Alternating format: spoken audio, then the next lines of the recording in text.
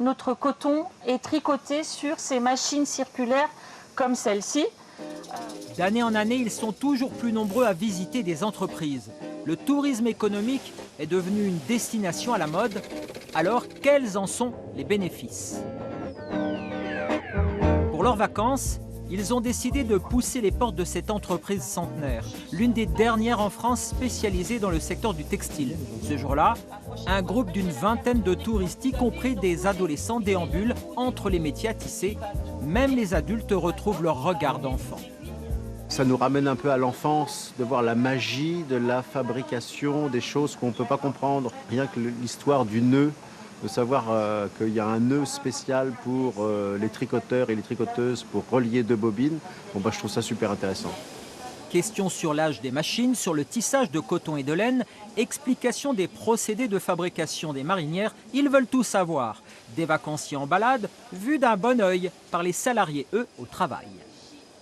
Ça nous valorise et on est vraiment, l'ensemble de nos collègues et moi, on est heureux de pouvoir montrer notre savoir-faire et expliquer aux gens vraiment pourquoi, ce que c'est le vrai Made in France, le vrai fabriqué en France. Ici, les visites de particuliers ou de groupes sont devenues une évidence. Chaque année, plus de 2500 personnes découvrent les entrailles de cet atelier ayant reçu le label Entreprise du patrimoine vivant avec des savoir-faire ancestraux qui éveillent la curiosité.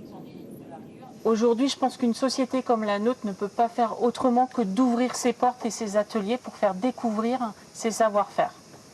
Ça, c'est une question de transparence et puis aussi c'est une question pédagogique. Comment nous, en France, on arrive encore à fabriquer des vêtements? Comme dans cette enseigne de textile morbihanaise Le Minor, l'an passé en Bretagne, 1 400 000 visites touristiques ont été effectuées en entreprise. Une augmentation de 20% par rapport à l'année précédente. Dans le même temps, le nombre de sites à s'ouvrir au public a bondi de 15%. Parmi les secteurs les plus prisés, l'agroalimentaire attire la moitié des touristes. Parmi ces entreprises, celle de David Le Ruyette. Il y a 16 ans, il s'est lancé un pari fou. Fabriquer des pâtes 100% bretonnes. Il a repris la ferme familiale pour cultiver blé tendre et sarrasin. Tester des recettes avec la complicité d'un restaurateur lorientais. La suite de l'histoire, il la raconte à l'envi à ses visiteurs. On faisait les pâtes à la Cité de la Voile et puis on les séchait après dans l'appartement avec un ventilateur. Je les mettais en sachet et puis je les mettais dans ma valise pour repartir à l'école à Paris. Puis quand je voyais que des fois, il y a certaines journées, on ne terminait pas trop tard les cours, je prenais des rendez-vous avec des épiciers ou des restaurateurs sur Paris pour vraiment leur déposer les échantillons qu'on avait faits. Cette année, il a rejoint pour la première fois les 600 entreprises bretonnes accueillant des touristes. Alors, il a mis les bouchées doubles pour que la découverte soit la plus immersive possible. Et les enfants, vous pouvez venir toucher si vous voulez les petits. C'est fin, hein, c'est doux. Et tu penses quoi des coquillettes? T'aimes ça les coquillettes? Avec quoi? Tu les manges comment? Avec du jambon. Il nous a raconté toute la jeunesse du projet, c'est ça qui est intéressant. Et puis on voit un peu son évolution, on voit qu'il investit progressivement dans des machines plus productives. Pour David Le Ruyette, la transmission aux plus jeunes est indispensable.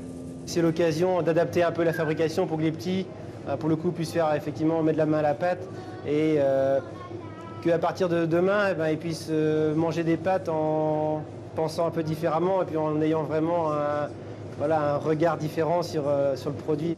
La visite s'achève par une dégustation et aussi un passage dans la boutique où les paquets de fettuccine et penne ne laissent pas indifférents les vacanciers, un chiffre d'affaires supplémentaire pour les entreprises et aussi un atout en termes de notoriété. Merci beaucoup. 76% des clients qui ont visité l'entreprise d'ailleurs deviennent clients et restent fidèles à la marque. Tout simplement parce qu'ils ont compris la valeur, le savoir-faire, le temps qui est nécessaire aussi à faire tout ça.